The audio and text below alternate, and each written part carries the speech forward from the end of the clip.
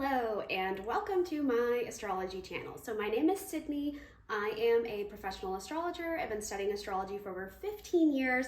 I love it so much, so I'm very excited to be sharing my astrological insight with all of you.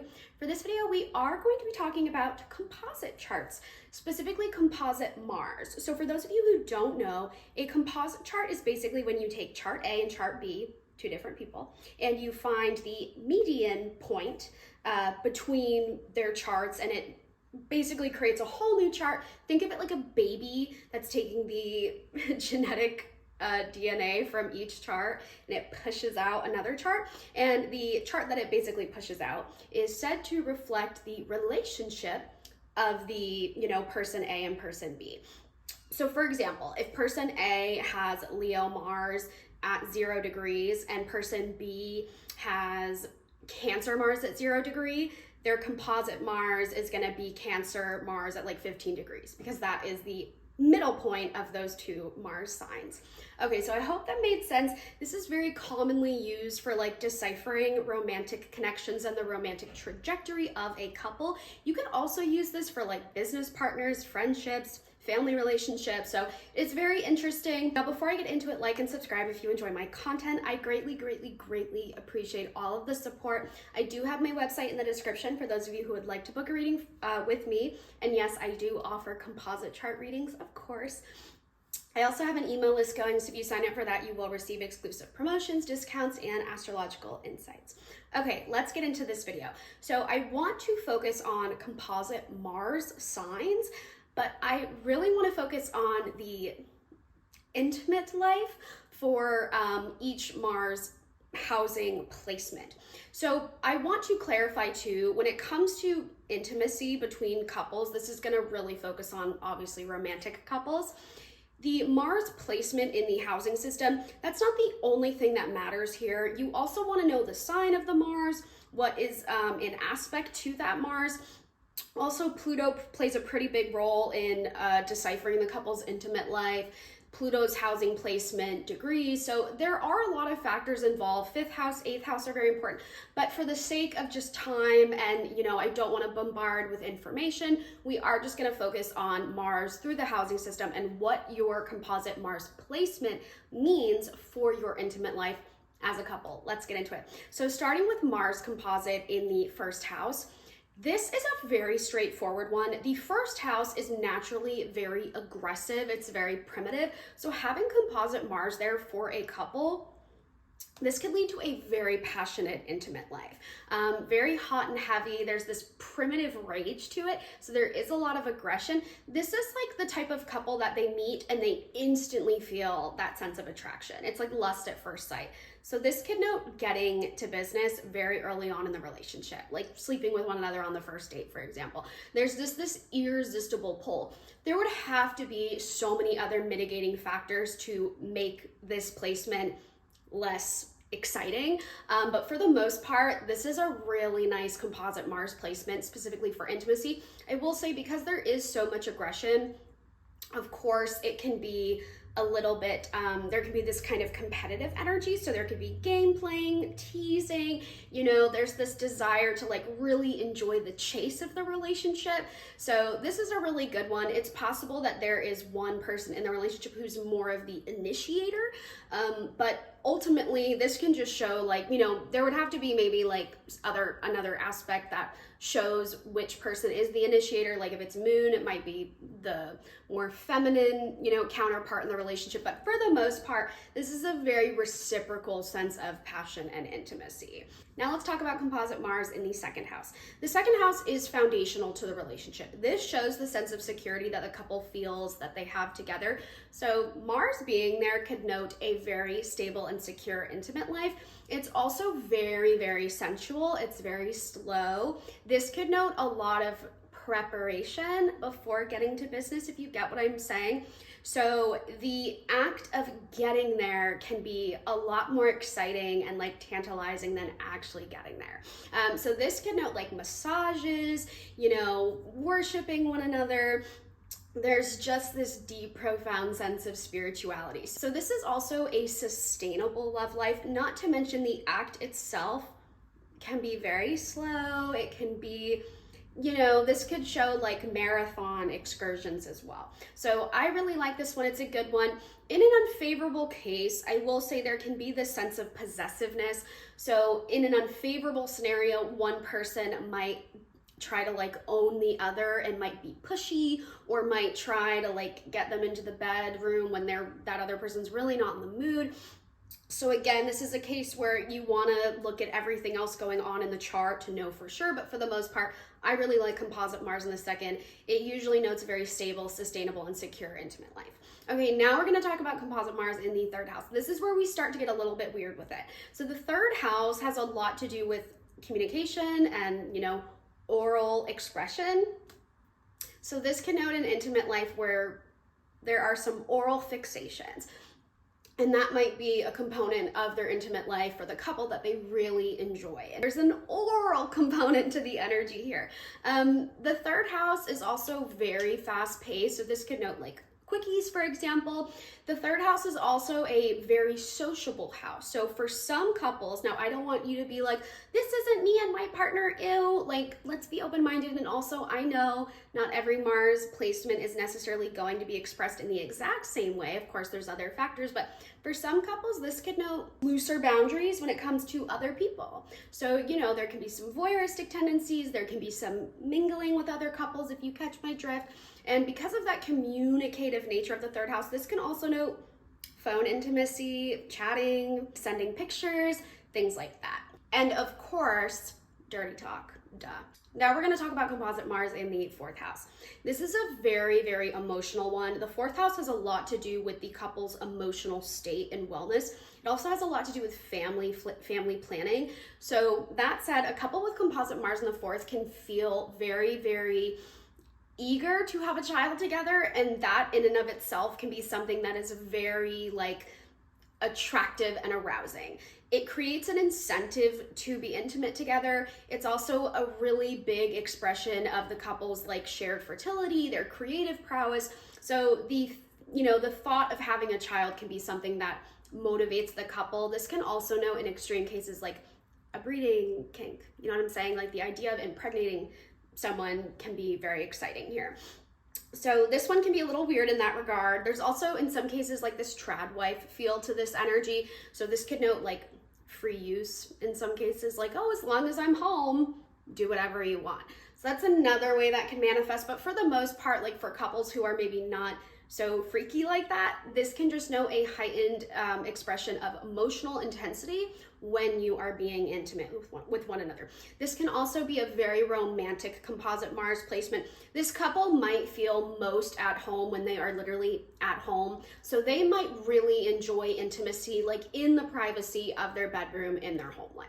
Now let's talk about composite Mars in the fifth house. This is a really fun one.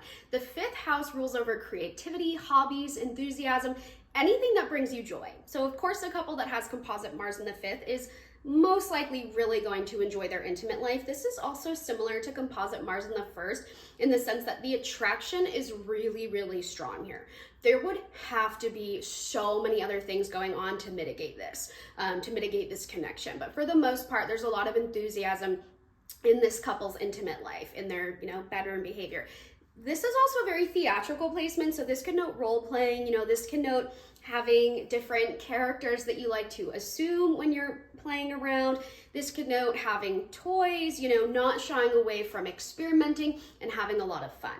Now, I will say sometimes there can be some laziness with the fifth house, so this could note like lazy intimacy, maybe you just like kind of wake up in the morning and you're like, all right, let's just do it, whatever. Like sometimes it can be very, very low key, and also like certain positions might be a little low effort. I'm not saying it can't also be like high effort and fun, but sometimes there's just an indulgent feel to this placement. So this can note like being on your side, you know what I mean? Like no one's really having to exert too much effort, but you're still having a lot of fun and it's still enjoyable. There's a playful nature to composite Mars in the fifth. Not to mention, there can be a deep need for praise here. So this could note like praise kinks and things like that. Now, composite Mars in the sixth, this is a really, really sensitive and weird one. So this can manifest in two different ways. So on one hand, the sixth house is very fuddy-duddy. It's very boring. It rules over things that we all have to do that are kind of annoying, like day-to-day whereabouts, chores, errands. It's the tedious tasks and responsibilities that we have to tend to every single day. That said, composite Mars in the 6th for couples can feel very monotonous, which means that sex and intimacy can sometimes feel like a chore. That's the way it can manifest, okay? That's not going to be every couple with composite Mars in 6th, especially depending on what the sign your Mars is in or certain aspects. But that is unfortunately a very common way this can manifest. Now, there's this other side of the spectrum that is very, very freaky and weird. So I don't even know where to begin with this one. So because the 6th house can be so monotonous, it requires a lot of ingenuity to break outside of that box and really have a ball with your intimate life. And some couples can be very innovative with this placement to really make it work. So what you can also see here is like really wild, freaky, very also niche specific preferences. Because the 6th house also has this kind of virginal feel to it, this could note certain fantasies of like losing, your innocence, shedding your innocence.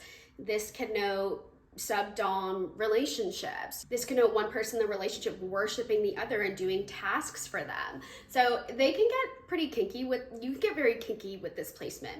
Not to mention the 6th house also has a lot to do with health. So in some cases there can be certain fetishes or kinks that revolve around health and revolve around like sterilization. I know that's pretty wild, but that can definitely be seen here. Now we're going to talk about composite Mars in the 7th house. This is a really interesting one. I like this one. I think it leans in a favorable direction. So this allows for a lot of reciprocation and mutual joy and enthusiasm. So these are two people in a relationship that want to please each other. They get off on making the other person happy and feel good.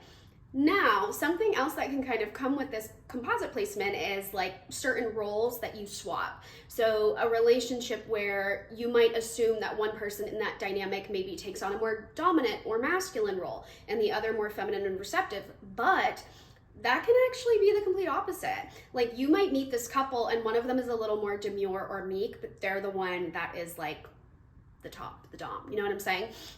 So there can be kind of like this swapping of roles that you wouldn't really expect. This one can also be like a little loosey-goosey in terms of abiding by gender norms. So there can definitely be some playfulness here where it's like both people are not scared of experimenting. I will say on that note, because the 7th house has a lot to do with relationships, for some couples, not all, just for some, this could note swinging. This could note, mingling with other couples and having fun in that way. Not every couple is going to be like that, but sometimes you can see that. But, this typically notes for some couples, like just straight up monogamy, because it is a house that rules over relationships.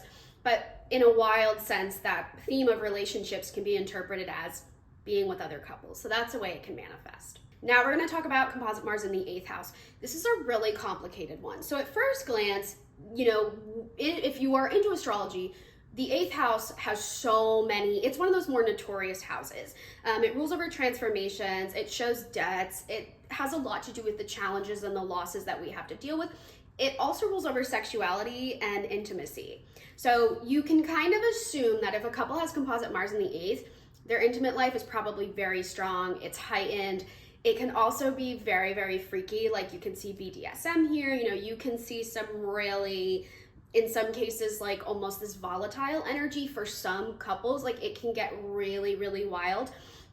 Now, for some, it's just heightened intimacy. It's very spiritual. It's almost like tantric in a way. There can be a lot of teasing here. This is like engagement for the long term. There's a sense of sustainability here. So this is like throughout the day, little acts that get you really excited for what's going to come later on in the day. So there can be like teasing and denial, if you get what I'm saying. So there can be some gameplay here and some dom-sub relationship dynamics.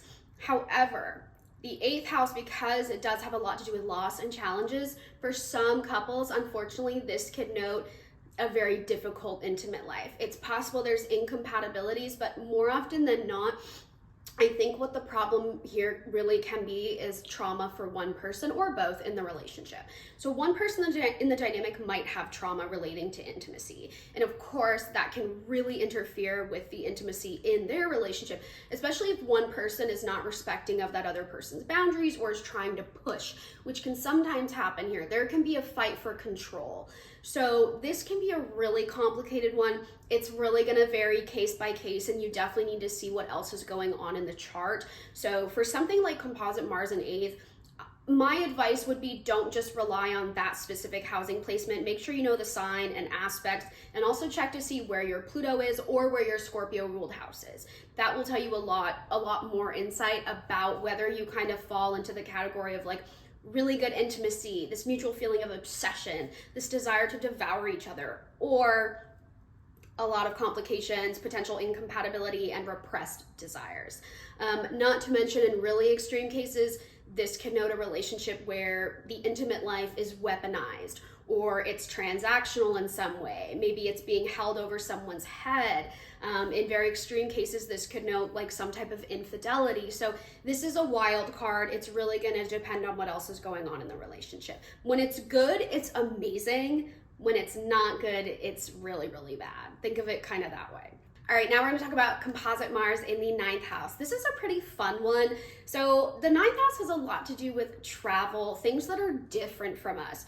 So this could note a relationship where you really get excited when you are away from home, when you're in environments that you're not familiar with. So being on vacation can heighten intimacy. This is like Mile High Club type energy. This is like getting, being naughty in the car, being naughty on a train, like when you're literally in motion going somewhere. That can heighten intimacy and increase arousal and lust for one another.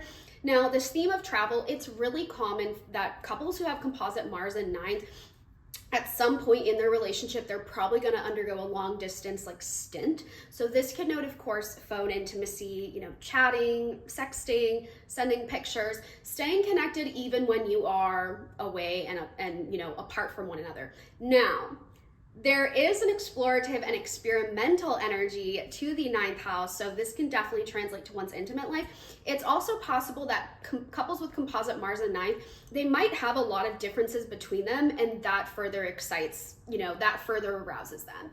Being with someone different from you can be very, very exciting. There's just this desire to learn. There's this desire to intake knowledge. So this could also note a couple where maybe their experience levels are a little bit different. So one person might take on kind of a teacher role almost and is helping the other branch out of their shell, things like that.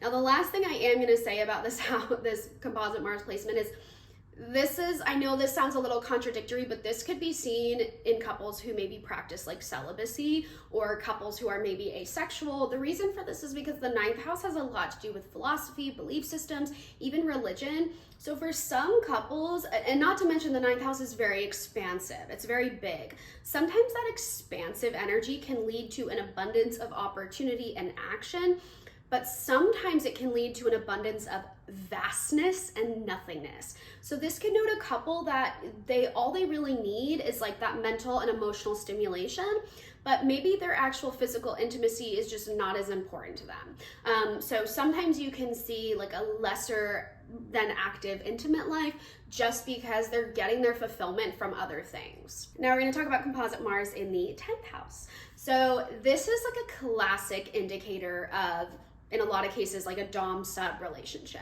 or a relationship where one person is the superior, the teacher, the authority figure, the other one is the student, the pupil, the more receptive person. So there could be dom-sub relationships, there could be certain fantasies, about an authority figure versus an inferior. So that can happen. This can be a really kinky one where there are distinctive roles and roles that you play long term. This could be a lifestyle type of intimate life where it's your intimate life is a lifestyle that you pursue and keep on. This can also note intimacy at work. So boss employee fantasies is very common here, but yeah, this can note getting intimate at work, getting intimate in public places. That's another thing that can happen here because the 10th house has a lot to do with the couple's like public life, their reputation, maybe their outer facing image. So those are some ways that this can manifest. This is like a pretty cut and dry one. I will say, depending on what Mars is in aspect to, sometimes you can see repressed desires here. It could be like super vanilla for a period of time, and then maybe one person like finally comes out with it and is like, actually, I kind of like this really crazy thing that may be a little stigmatized. So it's possible that someone in the relationship has some desires that they're a little bit ashamed of or afraid of fully conveying to the other. But for the most part, this is a pretty fun composite placement. And the 10th house takes whatever's in it and it glorifies it basically. So this could lead to heightened intimacy. This is like a power couple type of energy. Success can also correspond to how active your bedroom is. So if you guys feel like you're not going anywhere in your respective careers, that can really hinder your intimate life. So feeling accomplished can directly correlate with feeling, like you want to get it on, basically. Now we're going to talk about composite Mars in the 11th house. This is a really weird one that can go either way. And this is why. The 11th house is very kind of rebellious. It's unconventional, has a lot to do with community. So in some cases, and it's like, it has a lot to do with rebels, underdogs, lone wolves. So this can note an intimate life that is out of the box. It's unconventional. You and your partner might engage in activities that are taboo, controversial, maybe they're very misunderstood. This could note belonging to niche kink communities. So playing with other people. This is another one that could note like swinging, for example. This isn't going to be every couple with composite Mars in the 11th, I promise. This is for couples who, there's other stuff going on in the chart that amplifies that power of the weirdness of composite Mars in the 11th house. So there'd have to be other things going on to really increase the probability of that lifestyle. But still, even for couples who don't engage in certain lifestyles like that, this can still be a very experimental and explorative composite Mars placement. So the bedroom can be very eclectic and also kind of inconsistent. So trying new things often. Each time you get into bed, it might be very different than the last time. Now, that's like the favorable expression. In an unfavorable expression, this could be very, very dry and very awkward. There is a dryness to the 11th house, okay? So this could note an intimate life where it's barren, or you have a really hard time seeing each other in a romantic light. So in some cases, think of it too almost as like a Madonna whore complex, but instead of it being like wife whore, it's like friend whore. It's like I see you as a friend and I respect you, so it's really hard for me to do the things that I want to do to you. So does that make sense? It's like there's this dryness here that could lead to awkwardness. It's like the friendship component of the relationship might be so strong that you do have a hard time like fully locking in that way. Not to mention Mars in 11th for couples can sometimes show getting together at a time where one person is getting over an ex, or they get together at a time when maybe the timing is not exactly appropriate. There might be a little bit of a chase. It might be taboo, the start of the relationship. So when they're actually committed and locked in, some of that excitement that initially attracted them to each other goes away. So that's another thing that could lead to that like dryness. So that's one that's going to go either way. You want to see what sign the Mars is in, what sign the 11th house is in, where Pluto is, your Scorpio ruled house, and aspects to Mars. You want to see some other stuff going on to know for sure. Okay, the last house, composite Mars in the 12th house. This is another one that's really, really complicated, similar to Mars in 8th. They're different, but they're similar in terms of the fact that there's a lot of repression going on here. So composite Mars in 12th, it's really complicated because the 12th house is very foggy. It's very disorienting. However, it's also got this kind of romanticism to it. There's like a fairy tale component because it's so foggy and disorienting. And, there's this sense of delusion attached to fairy tale outcomes and scenarios. So the positive of this is that your intimate life with your partner can be very imaginative. It can be very fantastical. It can be very romantic. This could know role playing. There's usually this magnetic, hypnotic attraction to one another. In some cases, it's also similar to the 9th house in the sense that there's a lot of differences between these two. So there can be a really strong attraction because you don't fully like understand each other to the extent that you want to. It's like, oh my gosh, you are such an enigma to me. Who are you? What are you? I need to get to know you. So there's an explorative nature that's kind of driven because of that natural intrigue that these two can have towards each other. This can also be a very spiritual, like very tantric type of connection. So this can be really good in a lot of ways. There's a sensitivity here, there's a mindfulness here. You know, getting in bed can be very intentional, basically. There's a real, very true desire to connect and express love and affection. Now, and I will say too, it can also be kind of freaky depending on the sign it's in and certain aspects to that Mars. So you can also see here like certain role playing. I don't know if I already mentioned that, and like Dom sub dynamics, because the 12th house also can show like a lot of worship. Now I will say on the flip side, Mars can get very lost in the 12th house because of how foggy it is. So this can note in some cases an absent intimate life. It might be, and here's usually why. The 12th house rules over like desires and fears and like our subconscious wants, basically.